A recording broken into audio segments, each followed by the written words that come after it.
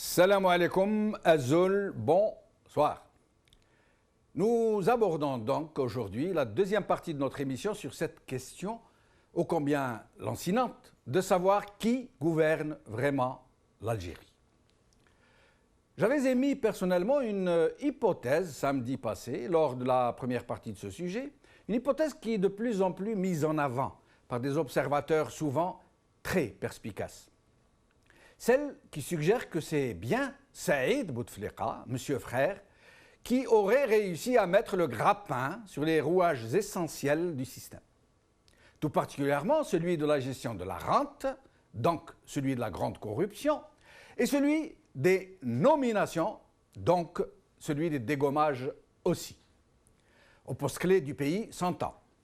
Cet homme qui a réussi l'impensable, c'est-à-dire faire rempiler son frère un 4e mandat, malgré son état de santé tout à fait incompatible avec de telles charges, et aussi à démanteler la formidable machine, cette pieuvre tentaculaire qu'a été le DRS.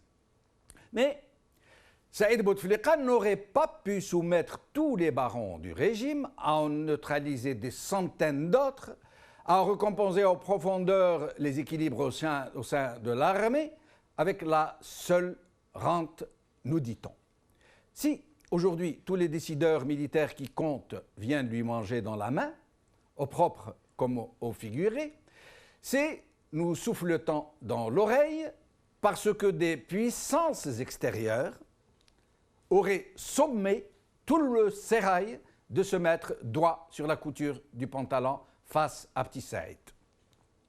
L'un de mes invités du samedi dernier m'a fait observer qu'en émettant une telle thèse, je simplifiais des faits autrement plus complexes. Le problème est, comme la plupart des analystes et des personnalités politiques qui s'expriment sur la question, que cet invité n'a ni infirmé, ni confirmé, ni même répondu de façon directe à la question qui gouverne en Algérie. Qui gouverne en Algérie ? Il nous a juste reproché de nous perdre en conjectures simplistes sur des questions autrement plus complexes, et c'est la réaction, malheureusement, la plus répandue dans les milieux politiques algériens, qu'ils soient affiliés au régime ou non. Quoi de plus réjouissant pour le régime, puisque même l'opposition s'interdit ou interdit aux autres d'émettre une quelconque hypothèse si elle n'est dûment et expressément vérifiée. Nous n'avons donc plus qu'à attendre que le régime valide lui-même toute hypothèse possible le concernant avant d'en faire le moindre état. En attendant, nous sommes encore sur notre faim, nous attendons toujours de percer le secret, nous attendons toujours que le journaliste ou le politicien providentiel ou la fuite qui tombe à pic nous apporte enfin la réponse sur celui ou ceux qui détiennent les leviers de la décision politique en Algérie. Est-ce Saïd Bouteflika, Gaïd Saleh est une partie de la direction de l'armée, une puissance ou des puissances étrangères, des extraterrestres, qu'en sais-je. Et nous ne dirons jamais assez que jamais, au grand jamais, les Algériens n'ont été aussi sevrés de tout accès à la source de l'information sur ce qui concerne ceux qui dirigent leur pays. Jamais ils n'ont connu un champ politique aussi verrouillé, aussi trouble, aussi malsain. Ils en sont réduits à devoir se contenter d'images pathétiques d'un président qu'on a pris en otage et qu'on force à faire la pause pour donner le change. Les Algériens ont curieusement fini par s'adapter à cette ubuesque situation, comme ils se sont adaptés du reste, et ils ne se posent même plus de questions puisque personne ne leur apporte de vraies réponses, si ce ne sont de savantes élucubrations, d'artistiques circonvolutions. Et c'est là un précédent jamais encore vécu.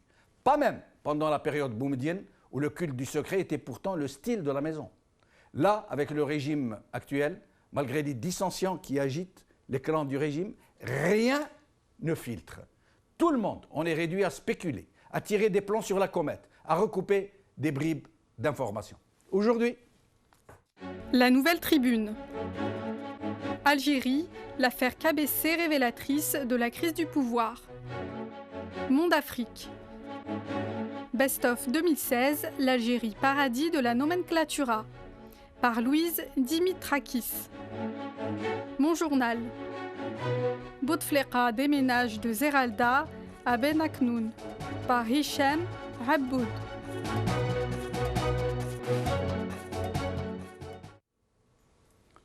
Alors, aujourd'hui avec nous pour en parler, Hicham Aboud, journaliste. Je rappelle nous considérons qu'il est toujours directeur du journal Mon Journal et Jaridati qui ont été fermés par le régime, fermés de façon arbitraire, rappelons-le. Nous aurons aussi Samid Zeli, documentaliste qui nous parlera depuis Paris, et Borhan Messir, citoyen qui nous parlera depuis Alger. Hicham Aboud, merci d'être avec nous. C'est moi qui vous remercie pour m'avoir invité à m'exprimer sur un sujet si délicat que celui de la gouvernance de l'Algérie. Merci. Alors, première question avant d'en arriver. Est-ce que vous pourriez nous parler de cette histoire qui est apparue sur votre journal du déménagement de la résidence présidentielle? C'est-à-dire que Bouteflika ne sera plus Al-Mouradieh, mais il a été déménagé ailleurs. En quelques mots, avant d'en arriver. Alors, le déménagement n'a pas encore eu lieu. Il va avoir lieu dans les tout prochains jours. Il s'agit de déménager le président de Zeralda, qui est quand même assez éloignée. Elle n'est pas faite pour que ce soit un siège de travail pour le président de la République, mais c'était une résidence d'été. Et à côté, il y a cette résidence de Sonatrach qui a été confisquée par Bouteflika en résidence médicalisée. Mais le problème qui se pose, et comme tous les Algérois le savent, il y a un véritable problème de circulation sur l'autoroute ouest, et notamment l'autoroute qui va de Ben Aknoun à Zeralda et d'Alger à Zeralda. Alors, il fallait trouver une...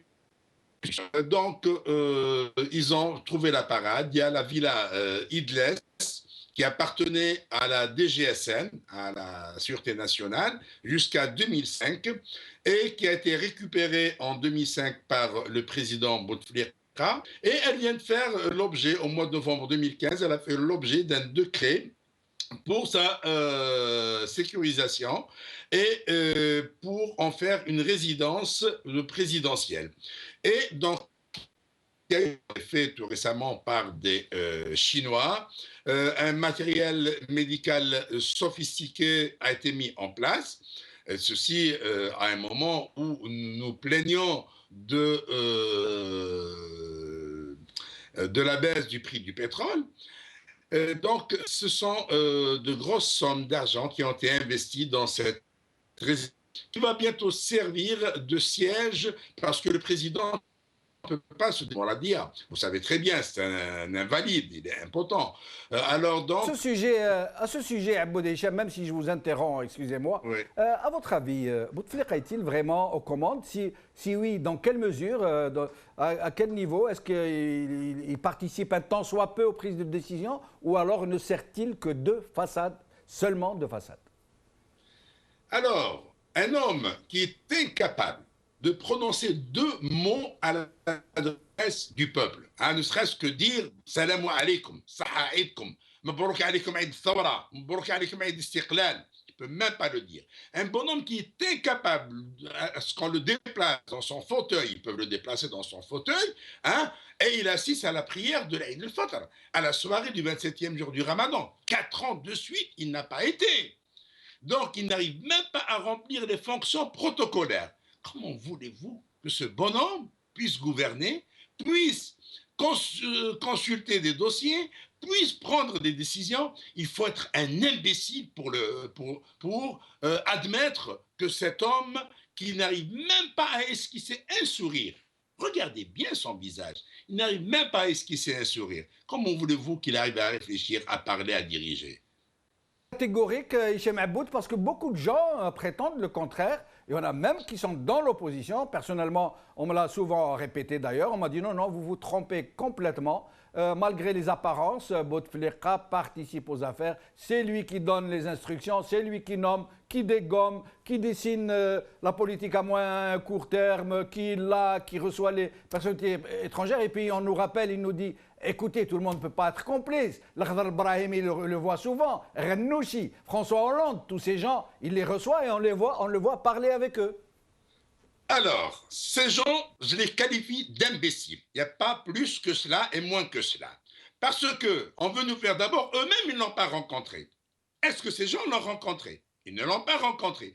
Dans quel but veulent-ils diffuser cette intox? Si ce n'est pas pour faire du larbinisme et pour se rapprocher du véritable gouvernant du pays, du régent de Zeralda, qui n'est autre que Saïd Bouteflika.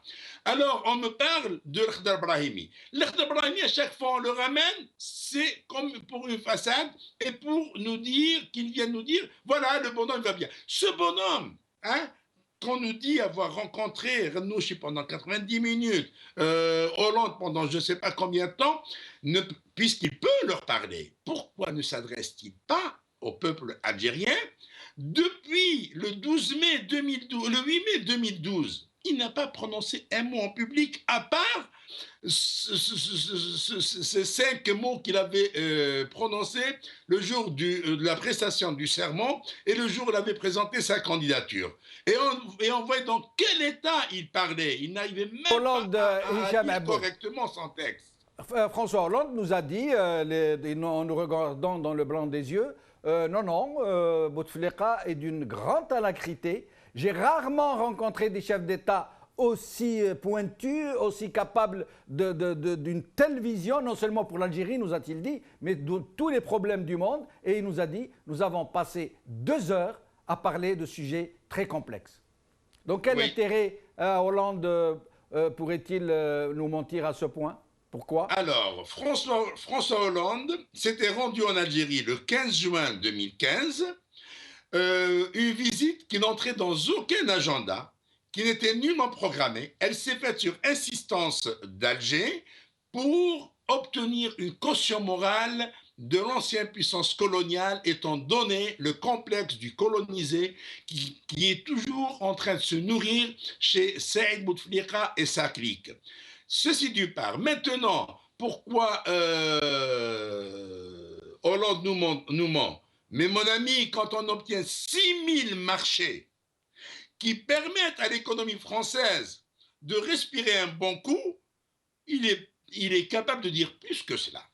Il est capable de dire plus que cela. C'est une complicité dans une prise d'otage. Ça peut être qualifié de forfaiture à la limite. C'est prise d'otage non seulement du chef de l'État, de l'institution présidentielle, mais aussi de tout le peuple algérien.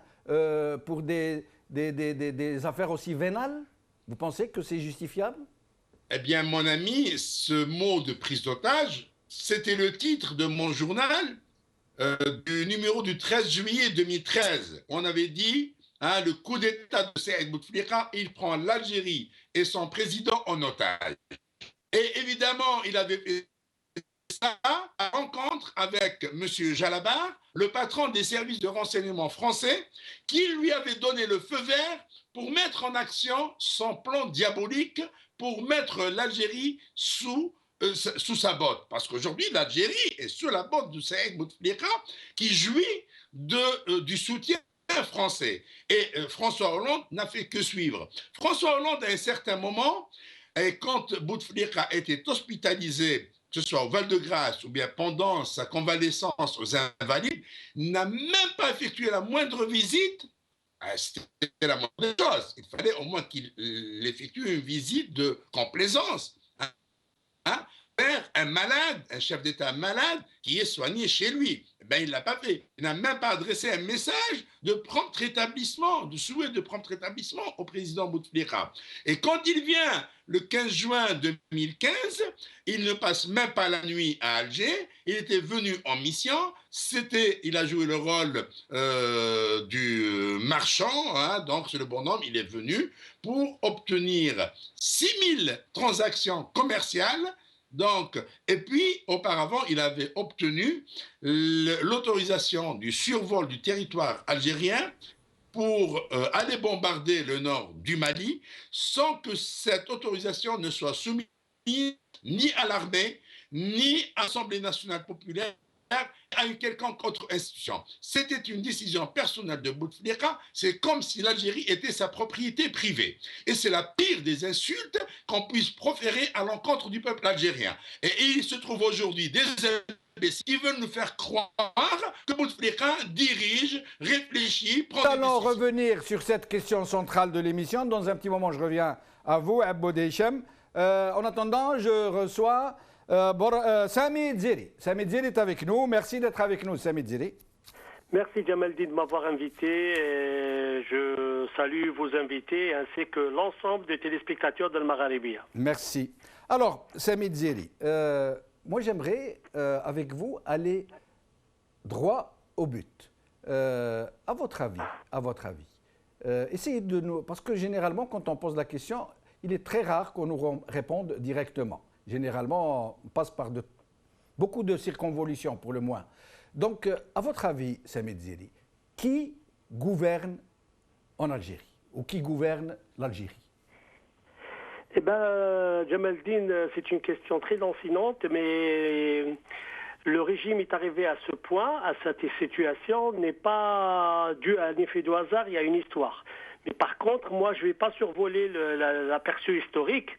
Je dirais que le cœur du réacteur est toujours militaire, mais le régime a subi des mutations de 62 à 65. On connaît comment il était éminemment militaire avec une façade civile. Et puis 65 jusqu'à 79, éminemment militaire avec une idéologie affirmée, le socialisme. Et puis de 79 à 92, il y a eu une mutation au sein de ce cœur de ce réacteur, qu'on a introduit un combustible qui a changé la nature de son générateur, en introduisant par exemple l'Arbi Belkhair à la tête à la présidence, qui a propulsé toute une génération d'officiers qui ont après joué un rôle prépondérant de ce qui s'est passé en 92. Mais actuellement, le régime, si vous voulez, il y a des segments. Il y a un segment militaire, il y a un segment civil, il y a un segment politique symbolique avec les partis qu'on connaît, mais aussi plus la dépendance à l'économie de la rente a propulsé un autre segment qui est le segment des affairistes qu'on a appelé les oligarques. Alors, un petit moment, Sami Dziri. Donc, si j'ai bien compris, pour vous, c'est comme l'a dit l'invité de samedi passé, que c'est très complexe, que le pouvoir n'est pas entre les mains d'un seul homme ou d'un groupe d'hommes, mais qu'il se divise en segments, un côté un peu les militaires, un peu Saïd Bouteflika, un peu l'étranger, des influences étrangères, un peu les hommes d'affaires, cette oligarchie, cette plutocratie ou oligarchie dont on nous parle. Bien sûr. Donc selon vous, le partage, le pouvoir est partagé entre tous ces gens-là, quoi. Non, ce n'est pas question de partage. C'est une question de combinaison selon les défis, selon la conjoncture, selon la situation des rapports de force. Et donc, c'est à ce moment-là qu'il y a une combinaison entre différents segments pour constituer ce qu'on appelle un semblant de pouvoir. Moi, je non, mais en clair, Sami Dziri, s'il vous plaît, en clair, pour que nous puissions comprendre. Qui détient les rênes, les leviers du pouvoir? Qui au juste? Parce que il n'y a pas d'entité abstraite là-dedans. Il y a des gens qui ont des noms, qui ont des apparences. Qui sont ces gens? Est-ce que c'est l'armée? Est-ce que c'est Saïd Bouteflika? Est-ce que c'est Ali Haddad? Est-ce que c'est tous ces gens-là réunis? Qui sont les gens qui détiennent le pouvoir? Les gens qui détiennent le pouvoir actuellement, je vous ai dit, c'est une combinaison. À chaque fois qu'il y a, quelque chose, une décision à prendre, elle fait toujours objet de marchandage, de concession, de compromission, et ainsi de suite. On ne peut pas dire que ce régime, il y a un seul bonhomme qui détient l'ensemble des pouvoirs. C'est pas possible. Ça ne peut pas exister. Et donc, pourquoi ça ne peut pas exister? Ça a existé de tout temps en Algérie, un homme au centre avec des relais, avec des sphères plus ou moins influentes, mais au centre, il y a toujours eu un homme. Du temps de Boumediene, il y avait un homme. Oui, du temps de Chadli, il y avait un homme. C'est ce que j'ai dit. À l'époque, le pouvoir était éminemment militaire. C'est normal. C'est le cœur du réacteur. C'est normal. Mais après, il a subi des mutations. En 1979, on a promu un militaire, mais il est très docile, peu ambitieux, et qui a laissé la porte ouverte à d'autres militaires qui avaient d'autres ambitions avec d'autres projets, et c'est normal. Mais il y a la partie militaire, elle est toujours existante et elle est toujours...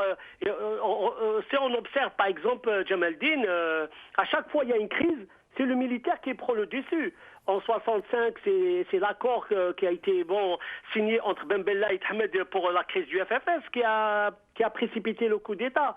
En 92, c'est l'accord, pas l'accord, mais le Chadli a accepté une certaine cohabitation.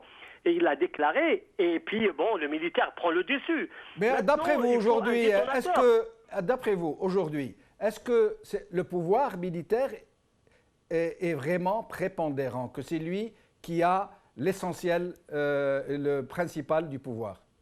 Pour l'instant, le pouvoir militaire a ce qu'on appelle un pouvoir de frein par rapport à l'ambition politique, surtout de la présidence et notamment de Saïd Bouteflika.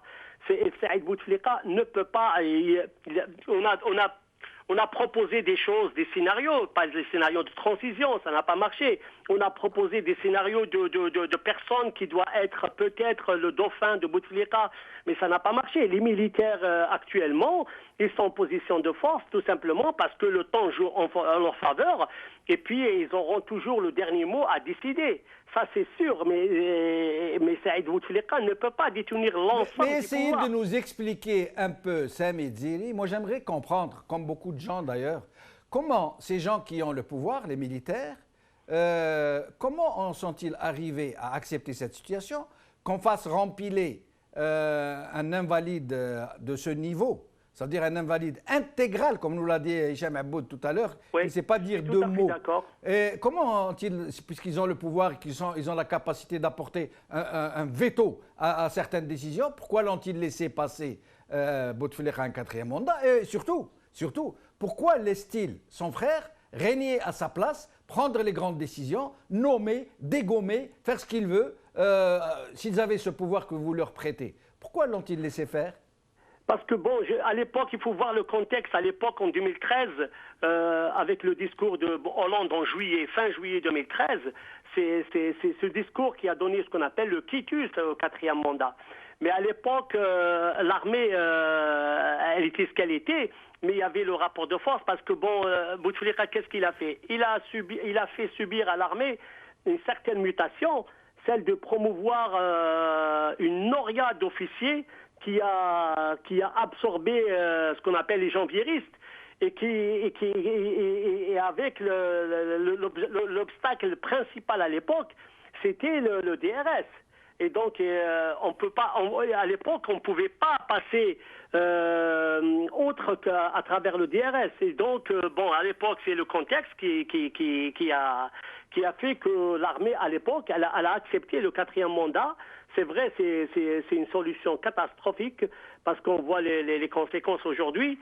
Mais il faut voir que c'est l'armée aussi, elle a eu des purges en 2014 concernant toute la série d'officiers qui ont été mis en retraite et ainsi de suite. Maintenant, on voit que l'armée, elle se tient, elle joue un rôle, ce qu'on appelle légaliste. Elle accepte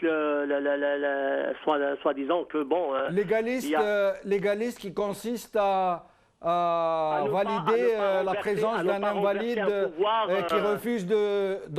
qui on refuse on refuse aux Algériens le droit d'invoquer l'article de la Constitution pour une procédure d'empêchement. C'est ça la légalité? Non, parce qu'il y a des institutions. C'est vrai que l'article 88 n'a pas été appliqué tout simplement parce que bon, il y avait Bouteflika et il a nommé un autre Bouteflika au Conseil constitutionnel qui est M. Meddelfi. Il a nommé, comment il s'appelle pour empêcher la légalité de se faire, justement. Donc, on ne peut pas nous dire que l'armée est pour la légalité. Normalement, c'est aux politiques de créer le rapport de force pour appliquer l'article 88. C'est pas à l'armée. Aujourd'hui, ce n'est plus l'article 88, hein, ça a changé, je ne me rappelle plus très bien. Voilà, mais restez avec nous, Sami Dzeri, restez avec nous, je reviens à vous dans un moment. Et nous accueillons Borhan Messir, citoyen, qui s'exprime de temps en temps dans cette émission. Borhan Messir, merci d'être avec nous. Je vous remercie, c'est moi qui vous remercie, M. Benchino. Bonsoir à vous, bonsoir à vos invités et à tous les téléspectateurs d'Al-Maraïbi. Bonsoir, c'est Borhan. Alors, j'aimerais d'abord vous poser une question, celle que nous nous posons tous. Comment on fait ce régime pour réussir une telle omerta, pour réussir un tel blackout? Vous imaginez un peu, malgré les luttes intestines qui agitent ce régime, un clan contre un autre, les coups fourrés, etc. Mais personne n'organise de fuite, ne nous fait des révélations sur la vraie nature du régime. Alors, il y a ceux qui savent, comme les rôles, les périphéries, là, les petites périphéries, mais qui n'en savent pas moins la réalité du régime et qui ne parlent pas, bien sûr, par une question d'intérêt, mais il y a aussi d'autres, ceux qui sont dans l'opposition, qui sont dans l'armée, qui sont ces généraux et ces colonels du DRS qui ont été virés, mais personne ne parle malgré ça. Comment expliquez-vous cette étanchéité, ce blackout intégral?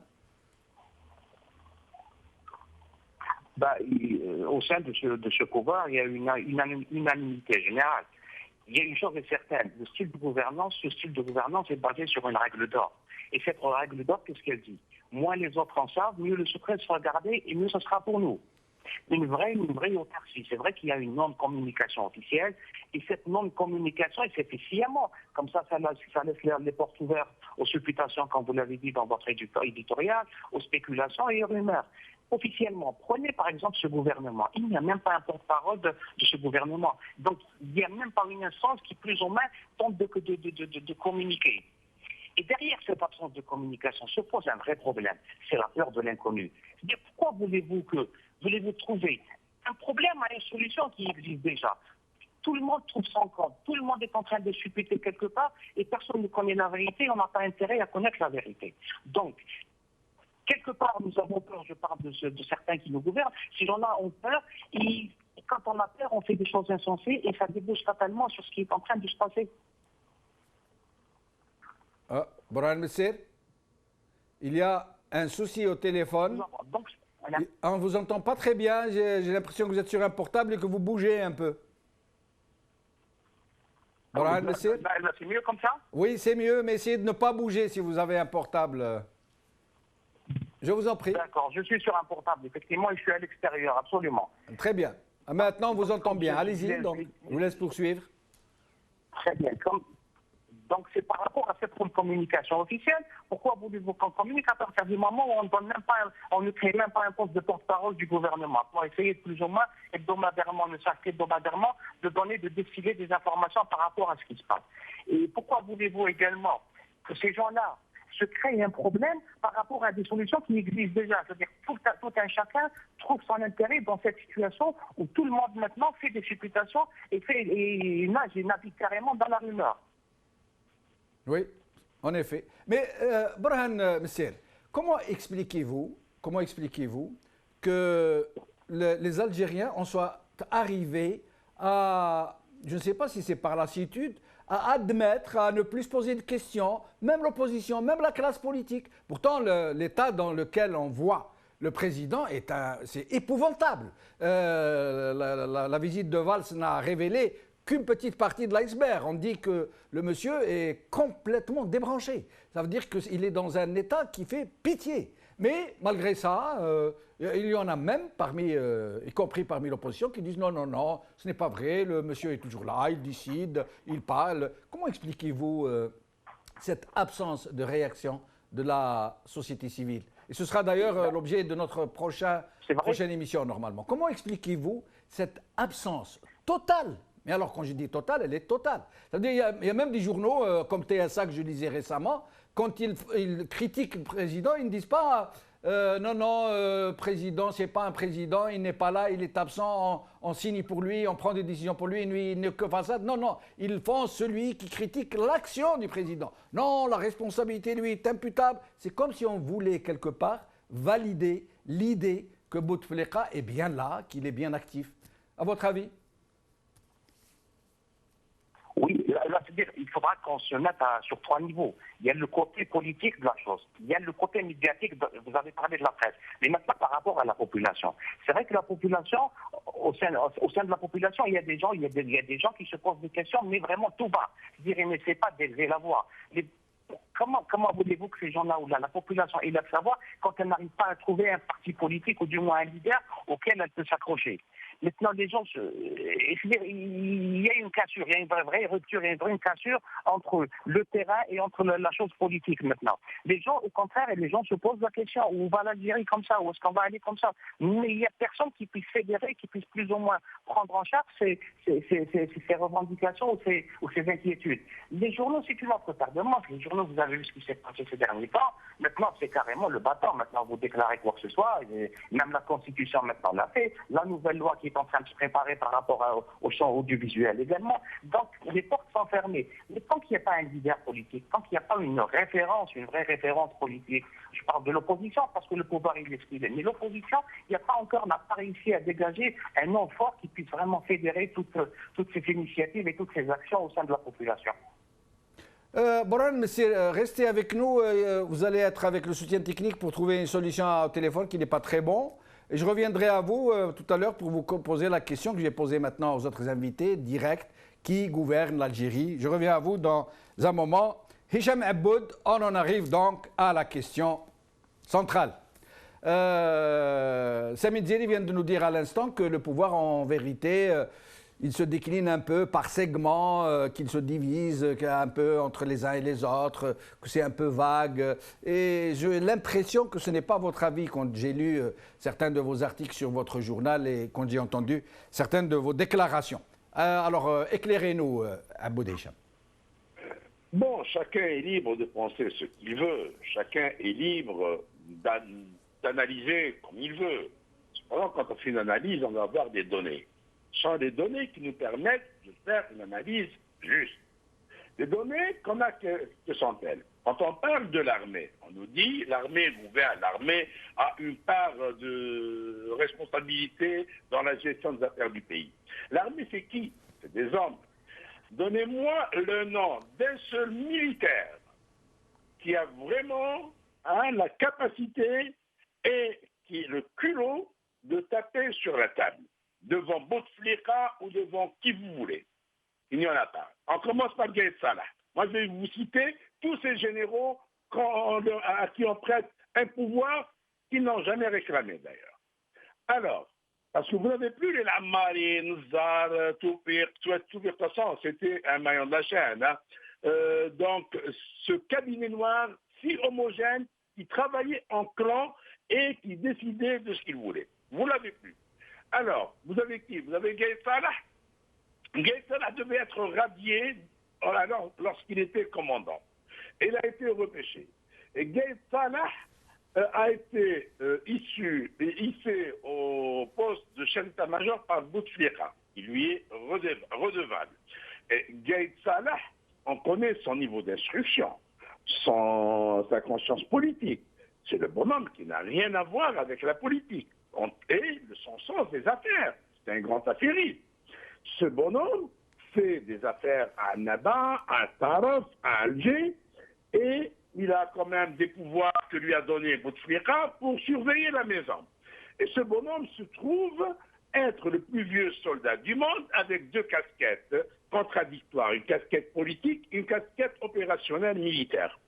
Ce bonhomme, qui doit son ascension, qui doit ces deux casquettes à un an, parce que la deuxième casquette, c'est Saïd Bouteflika qui la lui a octroyée.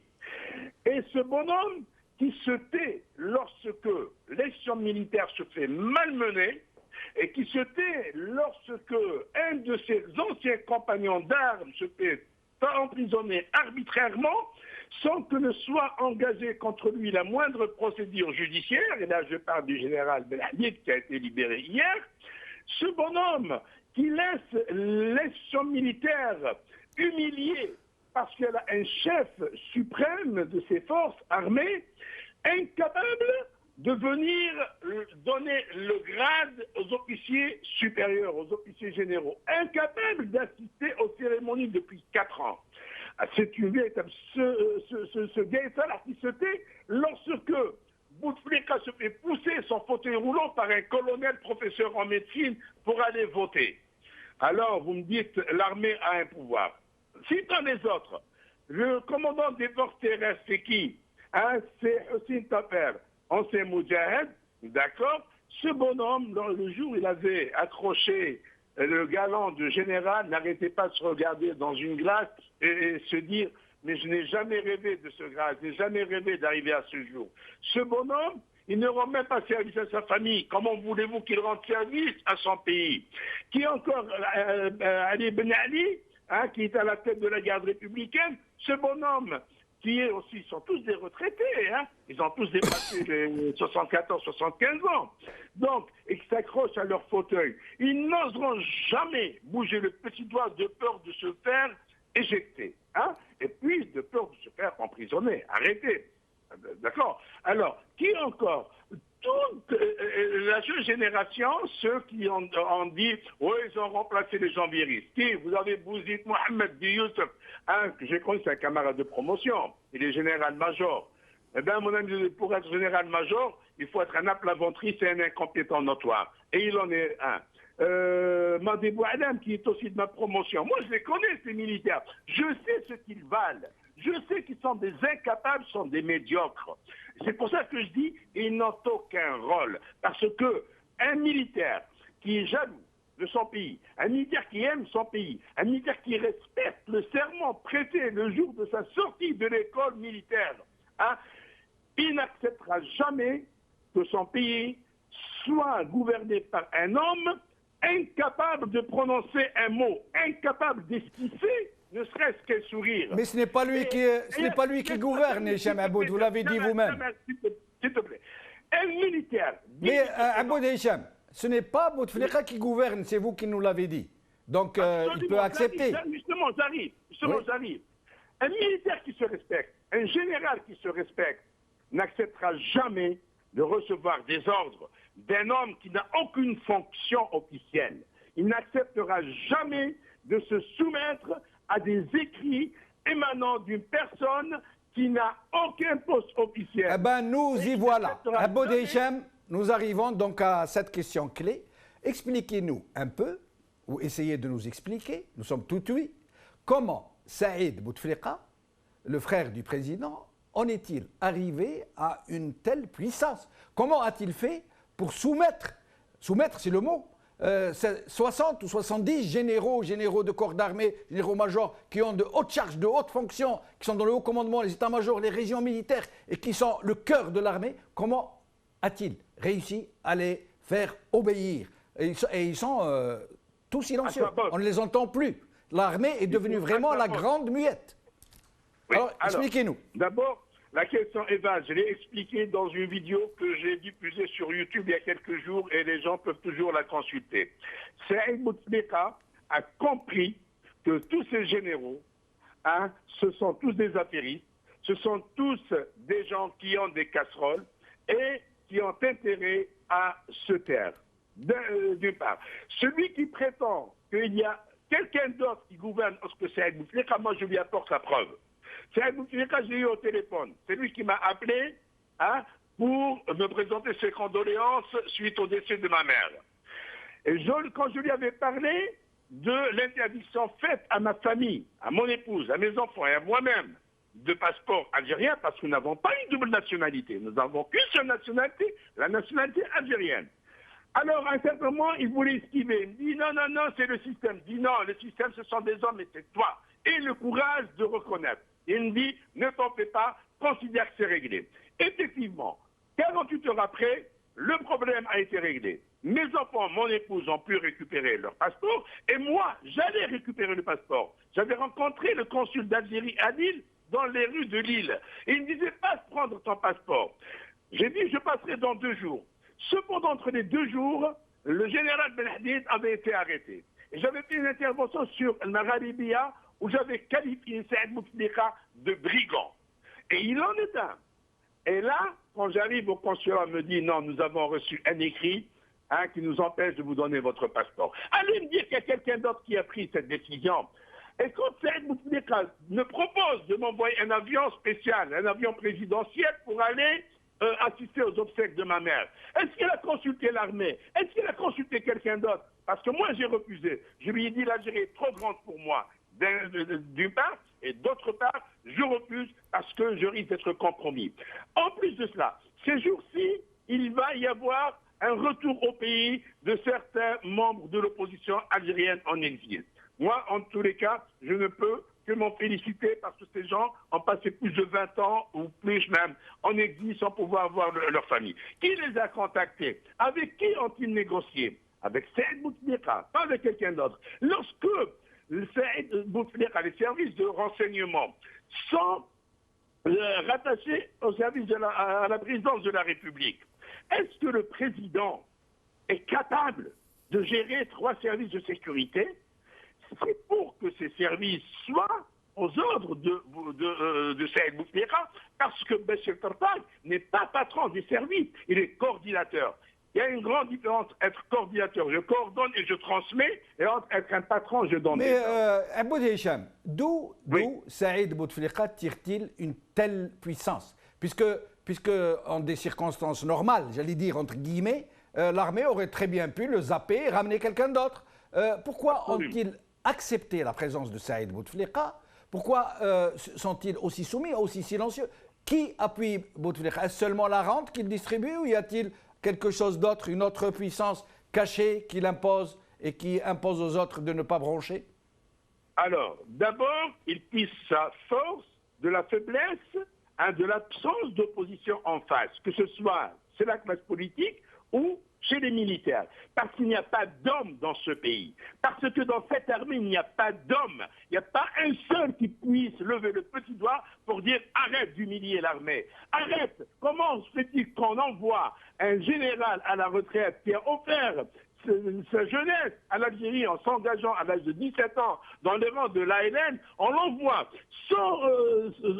sans aucune procédure judiciaire, on l'envoie 10 ans en prison, façon de le punir. Saïd Bouteflika a puni un général au moment, alors que lui, quand il s'était engagé dans l'armée, son père, le père de Bouteflika, n'avait pas participé à la révolution algérienne. Il est mort en 58 sans avoir pris un seul jour le moindre engagement ou donné un centime d'aide au FLN.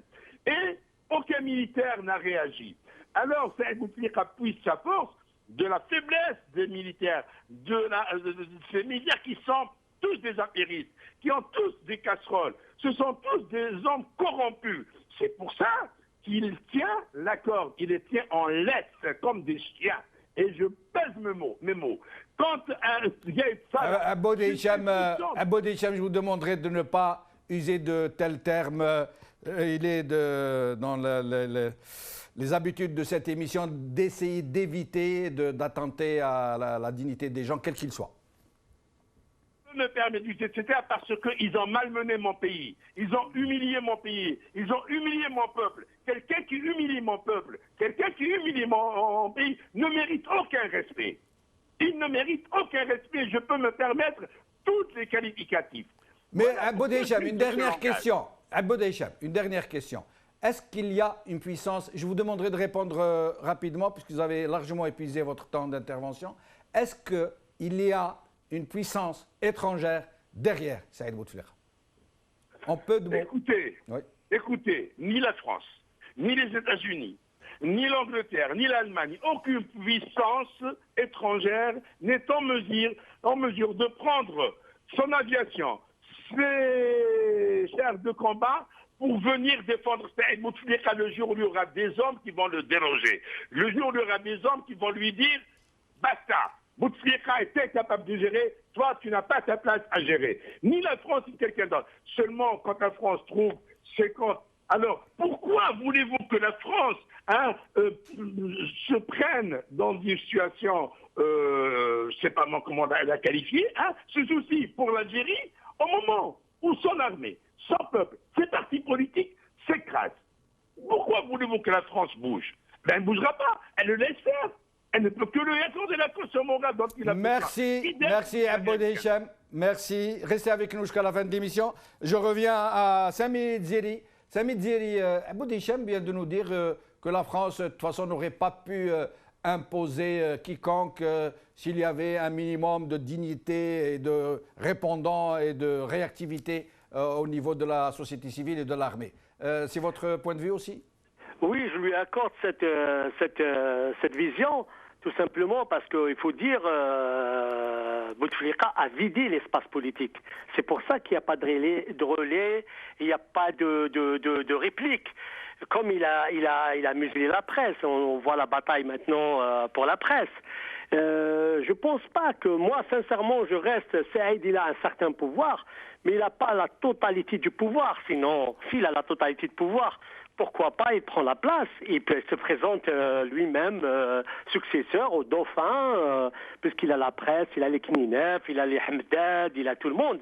Et donc, pourquoi il ne se présente pas directement? Il prend le pouvoir effectif et apparent directement. Je ne pense pas que Saïd a les pleins pouvoirs. Il a un certain pouvoir. Par contre, moi, je soutiens que, bon, Saïd, il est soutenu par la France, il faut le dire. Parce que la France n'a jamais eu aussi des affaires en Algérie durant le 4e mandat. Elle a eu tout ce qu'elle voulait en Algérie, jusqu'à humilier Valls avec son fameux tweet. Donc, moi, je ne pense pas que Saïd a les pleins pouvoirs. Mais par contre, je soutiens la thèse qu'il y a une combinaison, toujours. Il y a déjà une théorie scientifique qui s'appelle la théorie séculaire, qui a été faite sur le jeu politique au Maghreb, faite par John Waterbury, c'est un Britannique, et elle est enseignée dans les écoles militaires, elle est enseignée un peu partout, pour savoir que le pouvoir dans les pays du Maghreb n'est jamais entre les mains d'une seule puissance, mais il y a une combinaison, il y a un rapport de force qui se crée, il y a la conjoncture, il y a plein de choses. Mais maintenant, c'est vrai, on est à la croisée des chemins. On est à la croisée du chemin, étant donné que le pays est arrivé à certains moments très très critiques. Et bon, on va voir. Pour dire qu'il n'y a pas d'hommes en Algérie, c'est faux. Il y a des gens, il y a des gens qui sont emprisonnés, il y a des gens qui sont arrêtés, il y a des gens qui contestent, il y a des gens qui manifestent. Mais on verra. Moi, je garde l'espoir. Je garde l'espoir qu'un jour, on trouvera un dénouement. J'espère pas dans la violence. Et voilà. Restez avec nous jusqu'à la fin de l'émission. Sami Dziri, aujourd'hui, j'ai très mal réparti le temps d'intervention. J'en suis désolé. Mais avec Aboud Hicham et Sarah Fougue, c'est très difficile de rester mesuré, et de rester partial et de rester juste. Borhan Messir. J'espère que le problème du téléphone a été réglé entre-temps. Borhan, Messir? Oui, je suis à l'écoute, M. Bachino. Très bien. Alors, vous avez entendu Aboud Hicham et Sami Dziri? C'est-à-dire par rapport à la question centrale de votre émission, par rapport à qui gouverne actuellement. Oui. En fait, c'est une question qui est posée depuis 1962, depuis l'indépendance de l'Algérie. Nous savons tous qu'il y a eu des présidents qui étaient mis à l'avant par rapport à certaines situations et qui avaient une force derrière qui commandait. Et là, j'en veux pour preuve les déclarations d'Ammar Saïdani quand il nous a dit que le temps d'être président présentoir ou je sais pas quoi, ou vitrine, je sais pas, est bien révolu. Oui, en effet. Et maintenant, à un certain moment, c'est vrai que je rejoins l'analyse de M. Hicham Aboud. Il y avait un cabinet qui était plus ou moins soudé et qui plus ou moins décidait du sort du pays. Maintenant, nous sommes devant une situation où l'argent a pris le dessus. Et là, je cite également Mme Louisa Hanoun qui parle d'oligarchie. Nous sommes devant une situation où, par exemple, M. Ouihia, il nous dit que le président ne permettrait à personne de s'immiscer dans ses prérogatives. De l'autre côté, nous avons une opposition. Par exemple, vous avez Ali Benfli, M. Ali Benfli, et vous avez la fameuse lettre du 19-4 qui nous dit que la situation, l'état de santé du président avait laissé une vacance de poste et qui, si je me rappelle bien, qui a permis le contrôle de forces extra-constitutionnelles, si ma mémoire ne me trahit pas. Donc nous sommes devant une situation où une partie du pouvoir nous dit que le président gouverne et l'autre nous dit que ce n'est pas le président qui gouverne. Et effectivement, maintenant, il y a problème. À partir du moment où la problématique est posée, il y a problème. Maintenant, qui gouverne, il est clair que la responsabilité, maintenant, est diluée. Nous ne sommes plus au stade du fameux cabinet noir bien soudé. Maintenant, la situation vraiment est un peu compliquée par rapport à ce qui s'est passé à la fin des années 80, par exemple. Oui. Borhan Messir? Borhan Messir? Allô, je n'entends pas. Oui, oui, on vous a perdu un moment, mais là, on vous retrouve. Je vous en prie, poursuivez. Borhan Messir? Je n'entends rien. Borhan Messir, est-ce que vous nous entendez? Je n'entends rien, là. Allô? Borhan Messir? Ah, Borhan Messir? C'est dommage. C'est dommage, nous avons perdu Borhan Messir. J'espère que nous le retrouverons bientôt dans nos autres émissions. La prochaine émission, je crois, s'il n'y a pas de changement de programme, sera consacrée justement à cette absence de réactivité de la société algérienne, tout corps confondu, de la société civile notamment, de l'université, des politiciens, des journalistes, des politiciens d'une manière générale. Il n'y a pas de réaction à des outrances à peine imaginables.